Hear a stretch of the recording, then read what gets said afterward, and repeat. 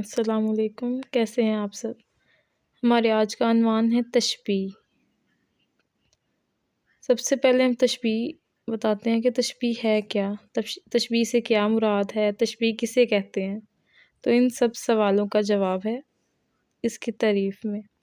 اس کی تعریف کچھ یوں ہے کہ اگر دو چیزوں میں کوئی صفت مشترک ہو لیکن ان دو چیزوں کی حقیقت مختلف ہو تو اس صفت مشترک کی بنا پر ان کو ایک دوسرے کی مانند قرار دینے کو تشبیہ کہتے ہیں۔ یعنی کہ دو چیزیں ہیں، دو الگ الگ چیزیں ہیں، لیکن ان دونوں چیزوں میں ایک جیسی اگر کوئی صفات ہیں، کوئی ایسی صفت ہے جو ایک جیسی ہے، تو ان دونوں کو ایک دوسرے کے مانند قرار دینا، اس کو ہم تشبیہ کہتے ہیں۔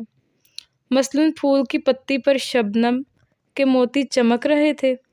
اس جملے میں شبنم کے قطروں کو موتی سے تشبیہ دی گئی ہے۔ دونوں مختلف چیزیں ہیں لیکن چمک کی صفت دونوں میں ہے۔ جب ہم قطروں کو دیکھیں تو قطرے بھی چمکتے ہیں اور موتیوں کو دیکھیں تو موتی بھی چمکتے ہیں، تو دونوں میں صفت ایک ہی ہے، چمکنے کی، اس لیے ان دونوں کو تشبیہ دی گئی ہے اور مانند قرار دیا گیا۔ اسی طرح ہمارے پاس ایک شعر ہے: برگِ گل پہ رکھ گئی شبنم کا موتی باد صبا، اور چمکاتی ہے اس موتی کو سورج کی کرن۔ شبنم کا موتی، صبح صبح جب آپ اٹھتے ہیں تو آپ نے دیکھا ہوگا پودوں کے اوپر یا گھاس کے اوپر کہ موتی چمک رہے ہوتے ہیں۔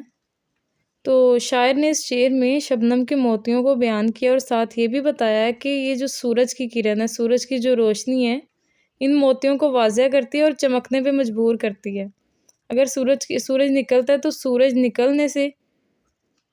نکلنے سے روشنی چھا جاتی ہے اور روشنی سے یہ موتی زیادہ چمکتے ہیں اور ایسے لگتا ہے جیسے حقیقی موتیاں ہی ہیں، لیکن حقیقت میں تو یہ شبنم کے قطرے ہیں۔